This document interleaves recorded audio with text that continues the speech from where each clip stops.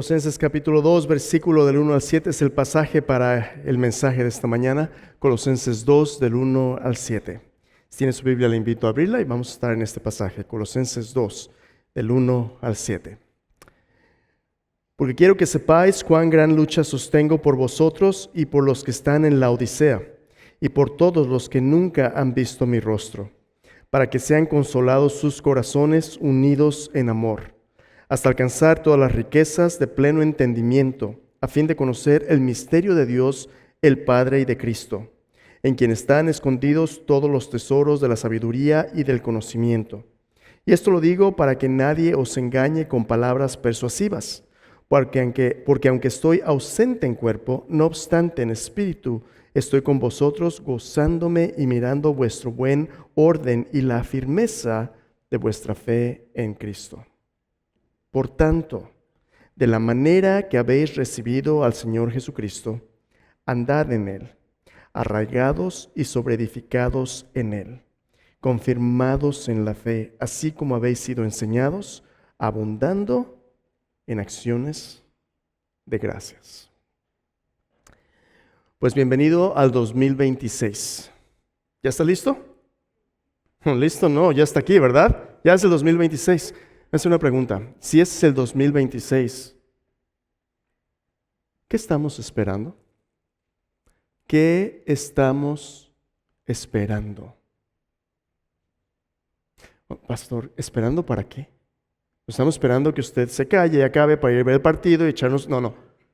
¿Qué estamos esperando? En los pasajes que acabamos de leer, en los versos que acabamos de leer, Pablo le escribe las palabras de la carta a los colosenses, la iglesia en Colosa, a personas que ya tenían tiempo de haber puesto su fe en Jesús, ya habían dicho, Señor, yo quiero seguirte, pero estaban enfrentando muchos retos. Pablo escribe esta carta alrededor del año 60-62, posiblemente al mismo tiempo que escribe la carta a los Efesios, cuando está en la cárcel en Roma. Y escribe esta carta porque estos discípulos, estos creyentes que estaban siguiendo a Cristo, estaban enfrentando diferentes luchas donde había personas que querían distraerlos de la suficiencia y supremacía de Cristo para que siguieran todo tipo de espiritualidades basadas en su esfuerzo, basadas en el esoterismo de la adoración a ángeles, en el legalismo, todo tipo de prácticas. Pero Pablo les dice a los creyentes, no, permanezcan en Cristo, arraíguense, edifíquense. Su fe en Cristo no tiene comparación. Pero a veces, tú y yo, si hemos puesto nuestra fe en Cristo, nos sentimos un poquito estancados. Nos sentimos como que estamos esperando. ¿Hay más o esto es todo? Nos sentimos como la pelotita roja, ¿verdad? Como el semáforo ahí, stop, alto. No podremos ir adelante, hermanos. 2026 es el año donde nuestra iglesia, DFPC, cumple 80 años de ministerio en esta comunidad. 80 años. Tanto ha sucedido antes de que nosotros llegáramos. Nos estamos parando en los hombros de la fe de aquellos que nos dieron este patrimonio y esta oportunidad de ver lo que va a pasar. ¿Qué estamos esperando? Algunos que ya están maduros en su fe y que quieren hacer un impacto para la gloria de Dios, a veces pareciera que este tiempo se está tardando demasiado. A veces quisiéramos que las cosas vayan más rápido y está uno parado en alto y dice, pues ¿qué estoy esperando? Para otros, a lo mejor tú estás luchando y decepcionado con tu vida espiritual, te sientes atascado y dices, pues ¿para qué espero? ¿Qué estás esperando? Imagínate dos tipos de plantas. La primera es esta de aquí, es la lenteja de agua. ¿Las has visto, las lentejas de agua? En un estanque o en un charco grande. Las lentejas de agua son estas pequeñas plantitas redondas, hojitas que flotan en la superficie. La lenteja de agua es la planta que se multiplica más rápidamente. En un día puede multiplicar otra generación. De manera que si hay un charco que tiene unas cuantas de esas plantitas, en un buen día, con buen clima, en un día de verano, en primavera, esta cosa puede crecer hasta llenar la superficie muy rápidamente, completamente llena. Si tú evaluaras la efectividad de reproducción de esta planta, dirías, wow, esta pues no tiene competencia, ¿verdad? Mira, un día son 2, 3 y otro día llena toda la superficie en un momento. Parecería espectacular su crecimiento. Pero esta planta, la lenteja de agua, no tiene raíces, no tiene un tallo, no tiene estructuras, se reproduce más rápido que conejos, pero llena todo. Pero así como viene, así también se va. Si el clima se vuelve frío, si hay una corriente, si hay un viento muy fuerte y sopla en la superficie, así como vino, también se va. Una segunda planta, esta palma se llama una palma talipot, media extraña, pero esta palma puede pasar 30, 50, 80 años sin dar nada más que hojas. 30, 50, hasta 80 años. Al final de los 30, 50, 80 años, cuando le llega su tiempo, en uno de los despliegos más espectaculares del mundo de plantas, produce una flor gigantesca hasta arriba, llena de miles de flores. Y en esta estación produce semillas, miles de semillas viables que plantan otras palmas, y así reproduce la especie una vez en toda su vida. Si tú evaluaras la efectividad de esta especie para reproducirse en los 20, 30, 50 años, 80 años, que no ha producido nada, dirías, esto es un fracaso. Pero lo que tú no ves externamente es que algo está sucediendo internamente. Esta planta está desarrollando estructuras, un tallo, raíces profundas que le permitan al ADN que le ha sido dado pasarlo a la siguiente generación. En la iglesia a veces glorificamos y en la vida espiritual todo lo que crece rápido, todo lo que aparenta por fuera verse muy bien, grande, rico, mucha gente. Pero la Biblia nos dice que Dios no mira lo que mira el hombre, porque el hombre mira lo que está delante de sus ojos, pero Dios mira en el corazón. Entonces, ¿cuál es mi punto? Mi punto es este. Crecimiento externo y rápido no es equivalente a madurez para multiplicarse. En la Biblia, Dios sí quiere que crezcamos numéricamente. Dios sí quiere que haya más personas que vengan y sigan a Cristo. Pero Dios no está tan preocupado por el crecimiento externo y rápido y los números que impresionan a la gente. Dios quiere la transformación del corazón. Y vidas que tengan raíces, vidas que estén edificadas por las razones correctas, vidas que multipliquen la gloria de Dios a través de ser transformados como Cristo. Yo no sé cómo te sientes tú. Ya como Ministerio Español llevamos años, llevamos más de 10 años aquí. Y en esos 10 años, a veces más, a veces menos, y a veces uno dice, pero si la comunidad hispana en Dallas son miles, posiblemente si juntamos Fort Worth y los suburbios todos, millones. ¿Cómo es posible que seamos 100 y tantos? Dios no mira lo que mira el hombre. El hombre mira lo que está delante de sus ojos, Dios mira el corazón. En este tiempo de espera, y en las siguientes semanas, me gustaría que tú y yo reflexionáramos precisamente en lo que Dios está haciendo en este tiempo de espera, porque Dios quiere contestar esta pregunta, pero la respuesta no siempre nos va a gustar. Entonces la pregunta de hoy es esta. Si Dios nos ha llamado a como DFBC, como iglesia, a ser una iglesia multiplicadora de discípulos, ¿qué estamos esperando? Algunos de ustedes han venido a platicar conmigo y me han dicho, hermano, es que hay que ponernos las pilas, hay que tocar puertas, hay que hablar con gente en el parque, los hermanos están muy fríos, no hacen nada. Si tú eres una de esas personas que estás en misión, quieres servir, quieres alcanzar, gracias a Dios por tu vida, adelante. Vamos echándole todas las ganas.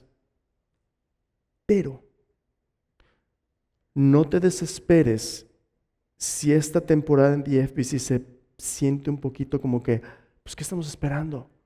Porque Dios está haciendo algo para que esto no sea lo que llama una espiritualidad de llamarada de petate. ¿Sabes qué es un petate? Un petate es como una alfombra, como un tapete. Dije tapete, ¿verdad? Un tapete es como un tapete. Duh. Un tapete es ¿perdón? Un tapete es un tapete, period, ahí está. Es hecho de fibras vegetales secas. Y si tú le prendes un cerillo a un tapete, pero prende de volada, pero prende y dura muy poco tiempo. Es caliente y rápido, pero se acaba pronto y hasta ahí llegó. Nuestra espiritualidad, la espiritualidad bíblica, no es una espiritualidad nomás de emocionalismo, no me cambié de iglesia y se siente bonito. es, como decimos cada domingo en nuestra misión, es un viaje de por vida que transforma vidas y da vida, como Pablo nos dice en Colosenses 2, 6 al 7. Dios quiere que el hablar que ya hemos recibido de las palabras de Dios, ahora andemos. No solamente que hablemos, sino que andemos en los caminos de Cristo. Y eso va a tomar tiempo. Cuando tú estás esperando en el Señor, no estás desperdiciando tu tiempo, porque Dios está haciendo algo dentro de ti y dentro de la congregación para prepararnos para esto. MPM. MPM, ¿qué es eso? Madurar para multiplicar.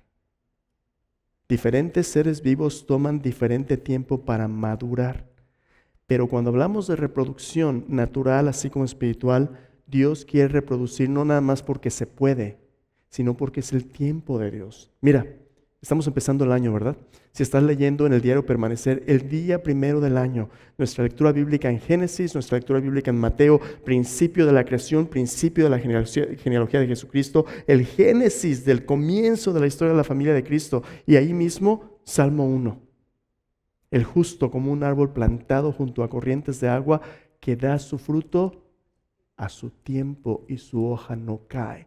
Dios quiere que su pueblo sea un pueblo fructífero, sea un pueblo que dé fruto, pero a veces tenemos que pasar un tiempo de espera para madurar y poder reproducir lo que Dios quiere en nuestras vidas. Es en ese tiempo de espera, es en ese proceso de madurez que las batallas se libran por sobrevivir, por echar raíces, por ser lo que Dios nos ha llamado a hacer, para que podamos hacer lo que Dios nos ha llamado a hacer. Primero el ser, luego el hacer. Entonces, si tú sientes que estás un poquito atorado individualmente o como congregación, como que no nos hemos puesto las pilas completamente, hay una razón. Dios nos está dando tiempo de espera para sanar, para madurar, para que nuestra vida esté completamente integrada en Cristo y que al vivir su vida podamos compartirla con otros, madurar para multiplicar. En las próximas semanas vamos a estar hablando de este proceso y vamos a desempacar por qué razón después de 80 años seguimos hablando de lo mismo que aquellos que no tienen a Cristo necesitan. Así que ven conmigo a Colosenses 2, versículos 6 al 7. Vamos a desempacar qué significa esto de madurar para multiplicar. En un mundo donde todo mundo celebra el crecimiento rápido, en un mundo especialmente en los medios cristianos donde todo el mundo se puede distraer por los edificios, por las congregaciones numéricas, Dios mira a nuestro corazón. En la Biblia misma, tú ves que a veces Dios nos da tiempos de espera porque nos está preparando para ese crecimiento que Dios va a traer para la cosecha. Por ejemplo, en tu Biblia misma, entre tu Antiguo y Nuevo Testamento, entre Malaquías y Mateo, acompáñame, mira, ven tu Biblia, nada más para que veas. Busca por favor el libro de Mateo, al principio, Mateo capítulo 1. Si me haces el favor, quiero que veas algo muy interesante. Mateo capítulo 1. Si tú no tienes Biblia de papel, te lo vas a perder, así que tráete tu Biblia en papel. Si quieres traer tu teléfono, está bien, pero ocupas tu Biblia en papel todavía, porque ahí puedes hacer notitas, puedes hacer cosas como las que te voy a enseñar. Ok, Malaquías y Mateo. ¿Qué tienes ahí entre Mateo y Malaquías? ¿Qué tienes? Una hojita a lo mejor que dice el Nuevo Testamento, ¿verdad? Si alguien quiso economizar en papel, ya no les ponen esta hojita, pero si todavía compras una Biblia que más o menos tienes una hojita. Esta hojita, ¿sabes cuánto vale? Esta hojita vale 400 años. Entre Malaquías y entre Mateo, la venida de Cristo, el último de los profetas del Antiguo Testamento, tienes 400 años de espera, donde Dios estuvo preparando al pueblo de Israel y al mundo entero para el cumplimiento de todo lo que le había prometido. 400 años. ¿Qué está haciendo Dios en 400 años donde imperios surgen y caen, los griegos vienen y van, los romanos suben, Israel está en medio de esos 400 años de espera que Dios cumpla sus promesas? A veces siente como que estamos desperdiciando el tiempo, pero no, Dios está preparando al mundo para la venida de Jesús 400 años. Luego Jesús por fin viene en Navidad, acabamos de celebrarlo, la venida del Rey, viene y nace, pachanga, tamales, regalos, toda la fiesta. ¿Y después qué? Espera otra vez, porque entre su nacimiento, el nacimiento de Jesús y su ministerio hay 30 años. 30 años donde Jesús tiene que esperar para madurar, para que el Evangelio pueda ser esparcido y multiplicar al dar su vida por nosotros. 30 años, otra espera. Entre Navidad y Domingo de Resurrección, Semana Santa, hay otra espera. Pero luego Jesús muere, es sepultado y resucita. Ya hubiera dicho, ya acabé, vámonos, empaca y me voy al cielo. No, espérate. Otros más o menos 50 días hasta que venga el Espíritu Santo, 40 días hasta la ascensión de Jesús. Otra pequeña espera. 400 años, 30, 40 días. Porque en esos periodos de espera, Dios está madurando a aquellos que ya recibieron su palabra para multiplicarse. A lo mejor tú has estado esperando y te preguntas, ¿esperando para qué? Esperando para una cosecha de vida abundante que Dios va a traer a través de ti. Tu vida y mi vida tienen un propósito. Y nuestro propósito no acaba con que seamos buenas personas. Dios tiene mucho mejor que eso para ti y para mí. Acompáñame para ver qué es eso. Colosenses 2, capítulos 6 al 7. Vamos a desempacar hoy y en las 3 semanas siguientes en qué consiste este propósito de Dios. Colosenses 2, 6 al 7. Dame un segundo aquí, ya lo tengo. Entonces vamos a ver lo siguiente. Déjenme leerlo juntos. Dice, por tanto, de la manera que habéis recibido al Señor Jesucristo, andad en Él, arraigados y sobreedificados en Él, confirmados en la fe, así como habéis sido enseñados, abundando en acciones de gracia. Gracias. Este versículo, si tú vas a nuestros edificios, en el edificio de adultos donde tienes tus comunidades bíblicas, este versículo está en todos los salones. Y está en todos los salones desde hace 3 años. Está ahí en esos salones porque ha estado esperando que pase del muro a nuestra vida personal. ¿Qué estamos esperando? Que la palabra se haga carne y vive entre nosotros para que podamos ver la gloria de Dios. Tú y yo tenemos que convertirnos en Biblias vivas. ¿Pero cómo le vamos a hacer? Pablo nos dice cómo. Mira lo que dice. 3 cosas que son precisamente los pilares de nuestra estrategia de multiplicación aquí en la iglesia. Dice, primero, por tanto, de la manera que habéis recibido al Señor Jesucristo, andad en Él. Primer paso, dice, tienes que haber recibido ¿a quién? Al Señor Jesucristo. ¿Qué significa eso de haber recibido al Señor Jesús? Ahorita lo vamos a desempacar a grandes rasgos. El día de hoy vamos a hablar de esos 3 componentes que Pablo pone en esos versículos panorámicamente, y en las semanas que viene lo vamos a ver en detalle. Primero quiero que veas el bosque y luego quiero que veas los árboles, porque en tu propia vida tú tienes que saber hacia dónde te lleva Cristo y tú tienes que saber cómo es que lo va a hacer. Primero vamos a ver hacia dónde nos lleva. Mira lo que dice. Primero, tienes que haber recibido a Jesús. Este es tu primer paso en este viaje donde tú sigues a Jesús. Si no has empezado el viaje, todavía estás sentado en la banca, pues tienes que empezar. Tú no puedes vivir para Jesús si no has nacido de nuevo en Él. ¿Qué significa recibir a Cristo como Jesús? A Jesús como Jesucristo como Señor. Vamos a hablar de ello en un momento. Y luego dice, andad en Él. Este hablar, este evangelio, estas palabras que hemos recibido por fe, ahora tienen que vivirse. ¿Cómo puedo vivir, andar en ese llamado de Jesús? Pablo nos dice un par de ilustraciones. Dice, arraigados y sobreedificados en Él, confirmados en la fe, así como habéis sido enseñados. Pablo nos da un par de ilustraciones. Uno agrario de la planta arraigado, echando raíces, y otro de un edificio que está siendo construido, edificados. Pablo nos dice, si tú ya tienes a Jesús como tu Señor, ahora tienes que dejar que su vida crezca en ti. Ese es el comienzo, ese es cuando germina la plantita, ahora tiene que crecer. Es un viaje de por vida que transforma vidas. Y por último, es un viaje que da vida. Mira lo que dice. Dice, así como habéis sido enseñados, abundando en acciones de gracias. Aquí es donde Dios nos lleva. Una vida abundante. Una vida que se desborda de gratitud por todo lo que Dios nos ha dado en Cristo. Eso es precisamente lo que Jesús prometió en Juan 10:10. Lo vamos a desempacar. ¿Qué te parece si le echamos un vistazo y vemos cómo esas partes se encajan? ¿Te parece bien? Ok, vamos. Acompáñame. Colosenses 2:6-7. Primero, te propongo lo siguiente. La multiplicación de discípulos requiere tiempo. No es por culpa ni por avergonzarte. Pero si yo te preguntara ahorita, ¿has alguna vez multiplicado un discípulo? Por lo menos tienes un hijo espiritual.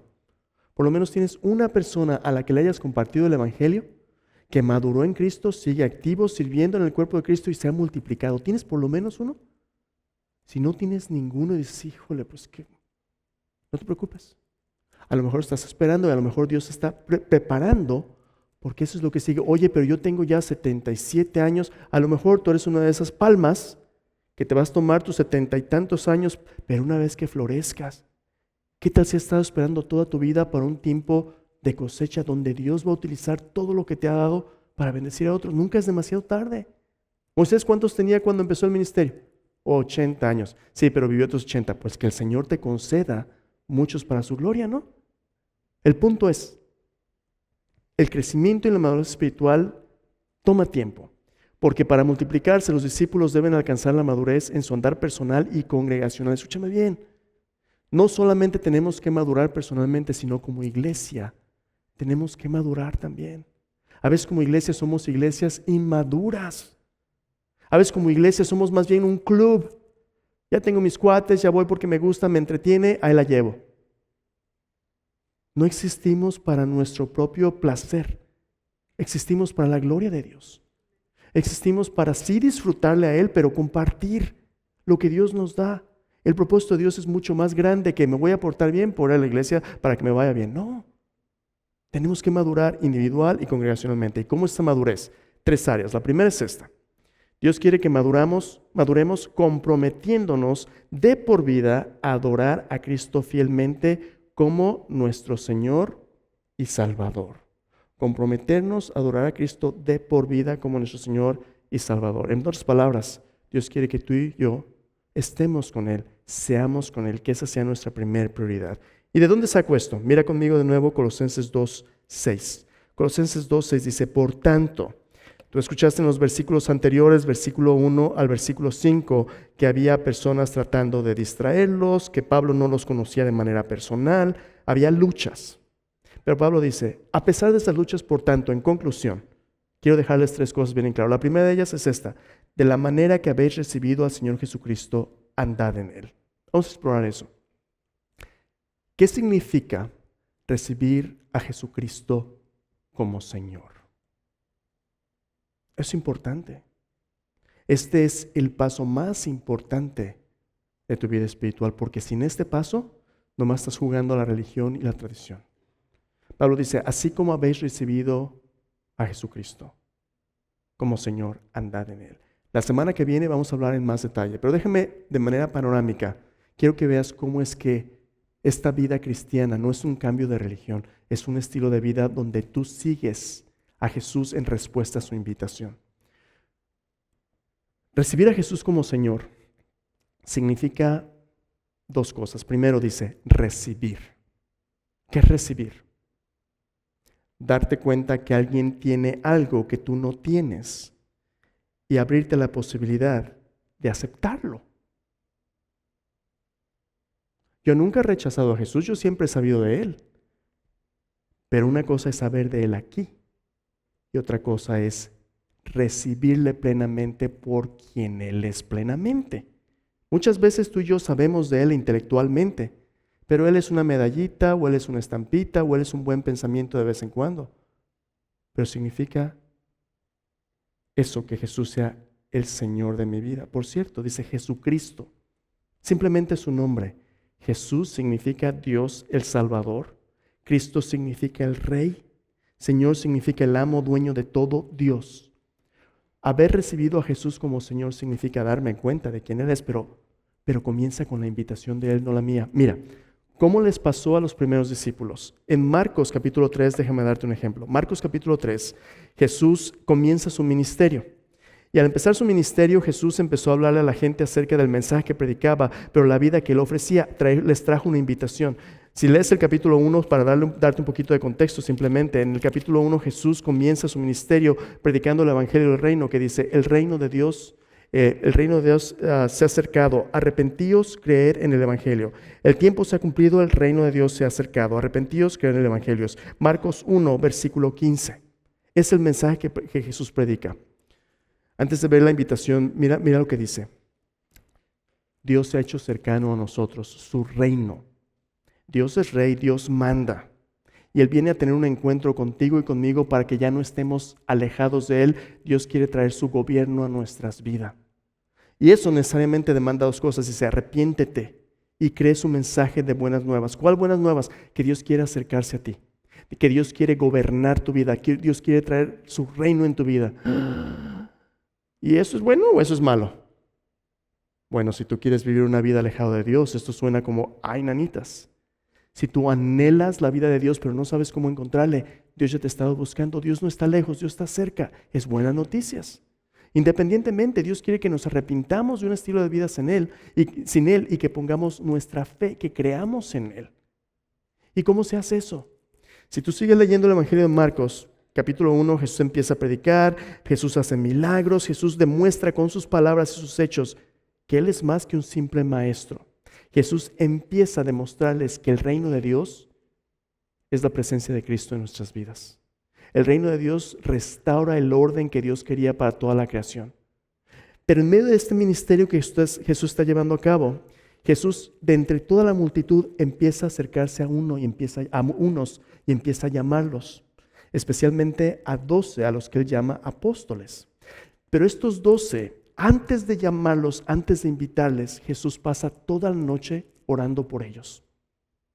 Jesús va a escoger a aquellos que van a multiplicar su ministerio después. Y pasa toda la noche orando por ellos. Y en Marcos capítulo 3, versículo 14, Marcos 3, 14, Jesús se acerca a ellos y les da la invitación. Déjame leértelo a ti, dice. Marcos capítulo 3, versículo 4, ¿no? ¿Dónde estoy? 13, muchas gracias. 13 dice: después subió al monte, llamó así a los que Él quiso y vinieron a Él. Después de orar toda la noche, dice, llamó así a los que Él quiso y dice, vinieron a Él. Y estableció a 12 para que estuviesen con Él y para enviarlos a predicar, que tuviesen autoridad para sanar enfermedades y echar fuera demonios. A Simón, quien puso por sobrenombre Pedro, a Jacobo, hijo de Zebedeo, a Juan su hermano, y tienes el resto de los nombres de los 12. Pero nota cómo Jesús se acerca a ellos, dice, subió al monte y llamó así, ¿a quién? A los que Él quiso. ¿Lo ves ahí en el versículo 13? Pregunta, ¿cómo recibe uno a Jesús como Señor? Cuando Jesús te está buscando y tú en medio del montón escuchas el mensaje de que Él te ama y que Él valora tu vida, Él te quiere con Él. Y se llamó así, Cristo te está llamando del montón y te conoce por nombre. Llamó así a los que Él quiso. ¿Para qué? Ahí dice el primer propósito, dice, vinieron a Él, estableció 12 para que estuviesen con Él. La pregunta es, cuando Jesús te llama para estar con Él, ¿estás dispuesto a seguirle? Así comenzó Jesús su ministerio.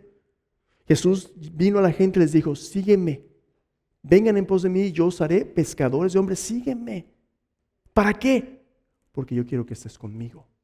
Mucho tiempo en nuestras vidas hemos vivido solos siendo el Señor de nuestra propia vida. Yo hago lo que yo quiero y voy a donde yo quiero. Pero Jesús dice, ya no más. Sígueme a mí, yo te voy a enseñar lo que yo puedo hacer si yo estoy a cargo de tu vida. Esos primeros 12 empezaron a seguirle y vieron a Jesús hacer milagros, les dio autoridad para echar fuera demonios. Ellos empezaron a ver en Jesús a alguien extraordinario. Y poco a poquito se empezaron a dar cuenta que Jesús era más que un maestro, era más que un rabí. ¿Quién era Jesús? Ahí te va.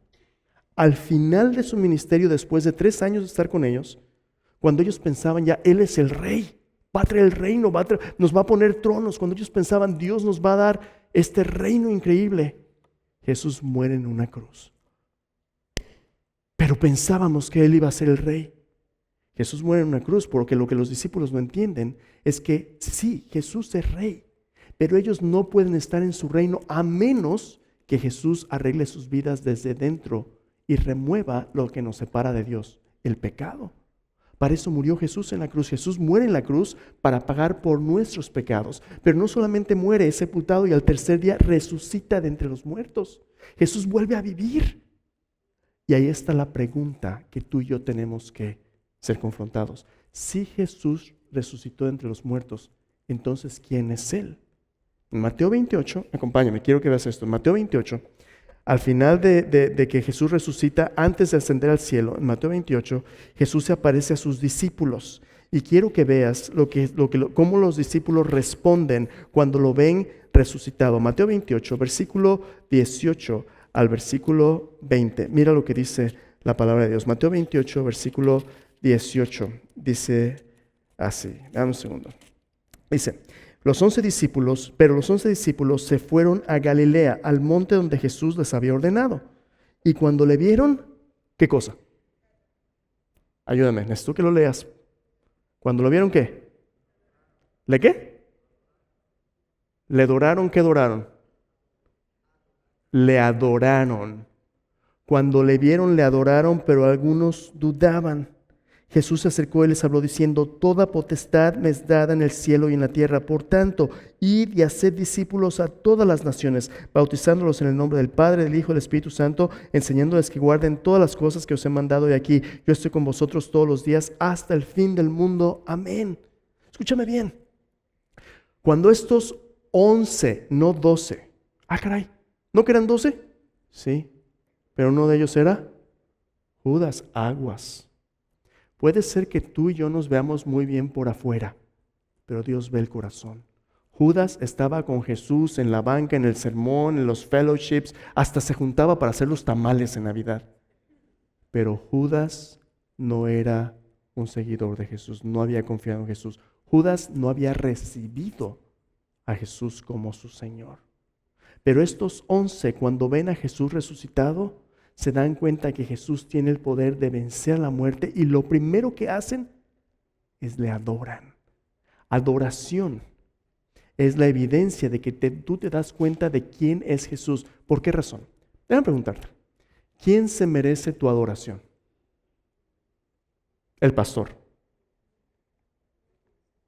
Solo Dios. Adorar significa completamente rendirte al control soberano de Dios. Tú reconoces que Él está en autoridad total y tú te entregas por completo a Él. Adoración es donde le dice: Señor, mi lealtad absoluta solamente es para ti. Y estos hombres están adorando a Jesús porque se dan cuenta que Jesús no es simplemente un maestro o un hombre. Jesús es Dios. Es Dios el Hijo que ha vencido a la muerte. Y si Jesús es Dios, Él se merece nuestra adoración. Eso, hermanos, es el comienzo de nuestra transformación. Tú y yo, cuando nacemos de nuevo, cuando ponemos nuestra fe en Jesús, nos damos cuenta que Él es Dios, que murió por nosotros, resucitó para perdonarnos. Y cuando nos damos cuenta que no podemos salvarnos y recibimos su vida que Él nos ofrece, le decimos: Señor, yo no puedo salvarme, pero tú puedes. Sé tú mi Dios. Sé tú quien está a cargo de mi vida. Por fe, yo me rindo a ti. Ahí comienza la vida espiritual. ¿Sabes cómo Dios le llama a eso? Le llama nacer de nuevo. Si tú no has nacido de nuevo, como vamos a ver la semana que viene, todavía estás en tus pecados. Pero si tú ya has nacido de nuevo, ese es el primer paso de toda una vida de seguirle a Él. Ahí comienza nuestro caminar espiritual. Entonces, ¿qué? Bueno, la primera prioridad del discípulo para poder madurar es estar con Él. Pero entonces, ¿qué? El hablar tiene que aprender a andar. Me dice: así como habéis recibido al Señor Jesucristo, andad en Él. Ahí es donde va la siguiente etapa. Primero, un viaje de por vida comprometiéndonos en adoración. ¿Y luego qué? Dios quiere transformar nuestras vidas personal y congregacionalmente al integrar la palabra de Dios en todas las áreas de nuestra vida. No solamente Dios quiere que estemos con Él. Dios quiere que ahora seamos como Él. Mira lo que dice el versículo 7. Vuelve conmigo a Colosenses 2. Colosenses 2, versículo 7. Dice: así como habéis recibido al Señor Jesucristo, andad en Él. Ahí te va. El hablar tiene que andar.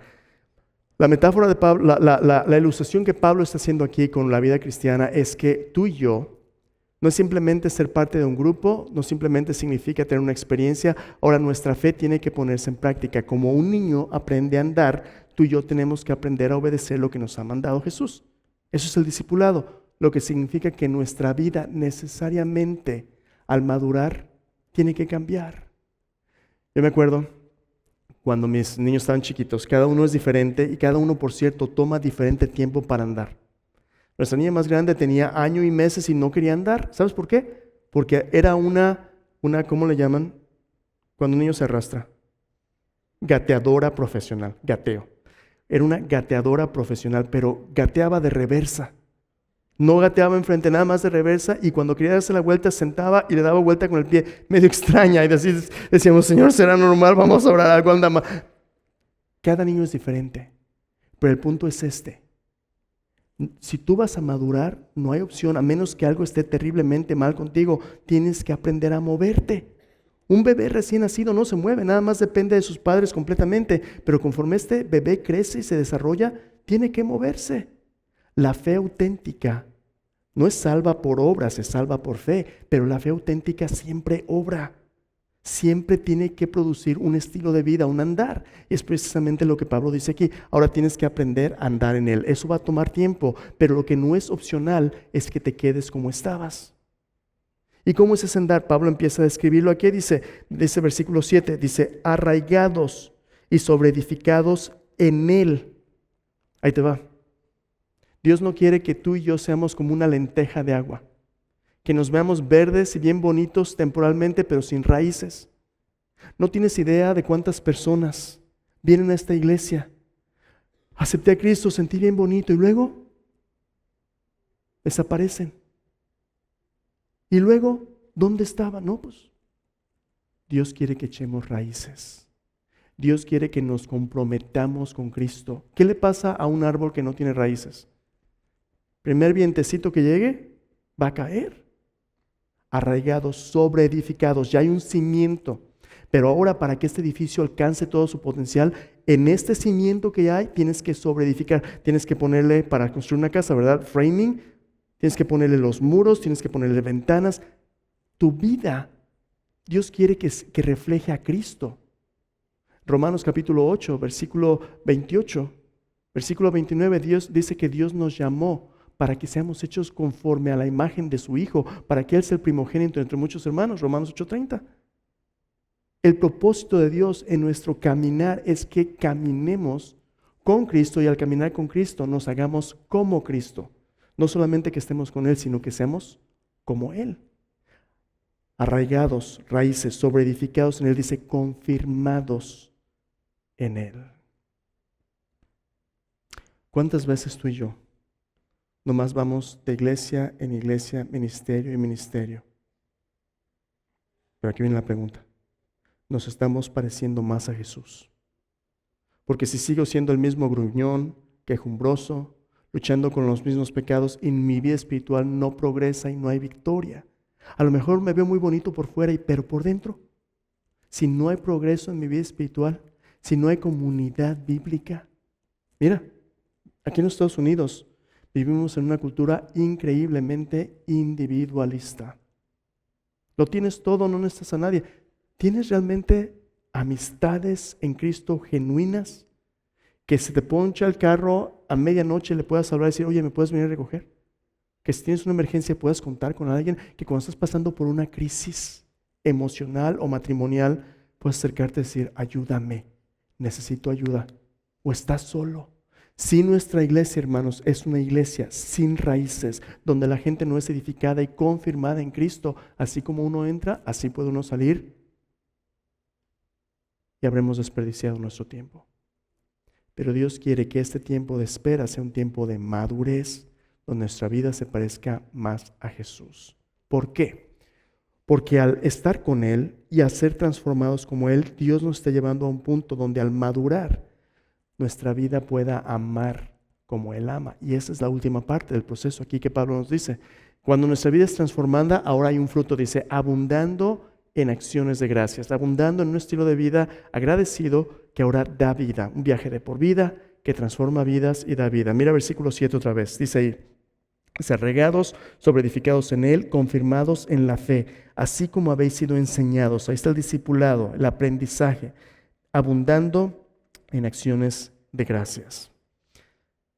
Cuando Jesús en Juan 10:10 le habló a la gente de su propósito, le dijo, el ladrón no viene sino para hurtar, matar y destruir. Es lo que Satanás quiere hacer con tu vida, eso es lo que el mundo te va a dar. Pero Jesús dice, ladrón no viene sino para hurtar, matar y destruir, pero yo he venido para daros vida y vida en abundancia. Jesús, el propósito de Jesús es darnos una vida abundante que glorifica a Dios. ¿Y sabes cómo Pablo la describe? Como una vida que abunda en acciones de gracias. Ahora ahí te va. ¿Cuánto te ha amado Dios? En la medida que tú te des cuenta de cuánto Él te ha amado, tú le vas a amar a Él. En los evangelios hay una historia de una mujer pecadora que llega a la casa de un fariseo rico, bien acomodado. Y la mujer entra llorando y encuentra a Jesús y se tira a sus pies. Y empieza a llorar y a llorar. Y con sus cabellos empieza a secar sus lágrimas que están cayendo a sus pies. Y el fariseo Simón la ve. Y dentro de sí juzga a todo el mundo y dice, si este fuera profeta, sabría qué clase de mujer es la que le toca, que es pecadora. No, hombre, contaminándolo. Jesús no dice nada. Después de un rato le dice, Simón, sí, Rabí, por fuera se ve tan bonito, ¿verdad? Rabí, ¿ves a esta mujer? ¿Quién no? ¿Ves a esta mujer? Cuando yo entré a tu casa, tú no me diste agua para lavar los pies, no me saludaste con un beso. Pero esta mujer, desde que llegó, no deja de regar mis pies con sus lágrimas y de besar mis pies. Dice, Simón, sus muchos pecados son muchos. Yo sé, sus muchos pecados les son perdonados, porque amó mucho. Jesús le pregunta a Simón, Simón, si hay un amo que tiene siervos, si sus siervos le deben dinero, uno le debe una fortuna, $1,000,000, o el otro le debe $500, y el amo decide perdonar a ambos. Dice, ¿cuál crees tú que le va a amar más? ¿Le va a amar más? No, pues aquel que le perdona más. Dice, ok, esta mujer, sus pecados le son perdonados porque amó mucho. Pero aquel al que se le perdona poco, poco ama. Ahora, espérame, voy a preguntarte. ¿Cuántos pecados son necesarios para excluirnos de la presencia de Dios? 1. ¿Recuerdas a Adán y Eva? 1.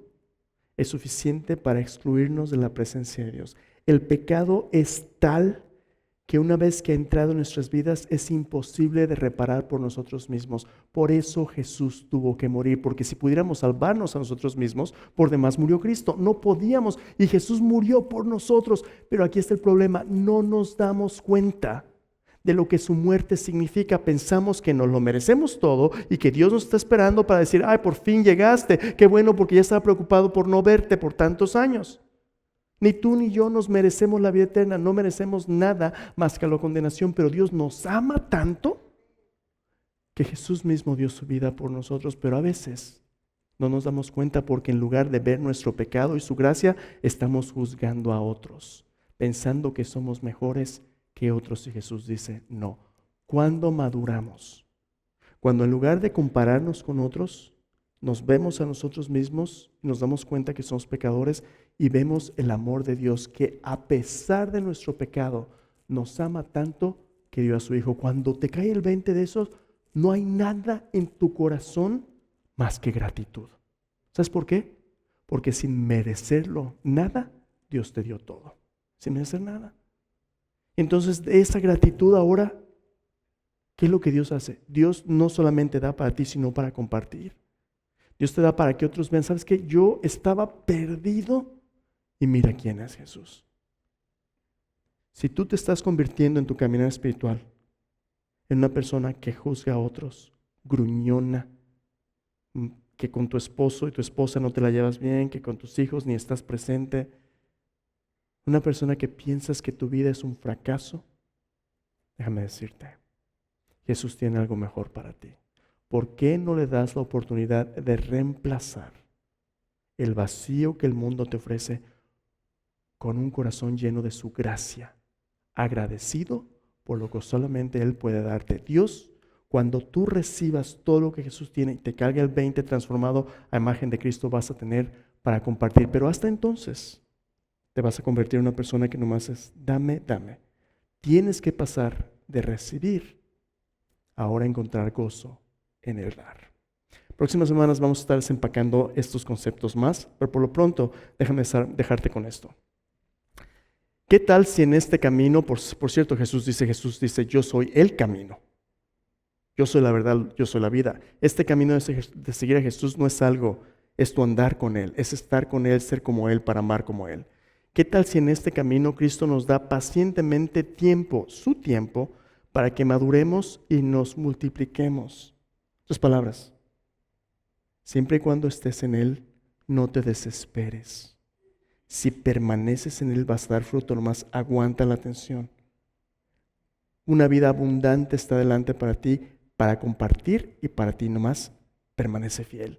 ¿Qué tal si Dios está dando tiempo para madurar, para multiplicar? ¿Será que el 2026, será que este año sea el año en que nuestra iglesia de 80 años se dé cuenta de que esto es lo que hemos estado esperando toda nuestra vida?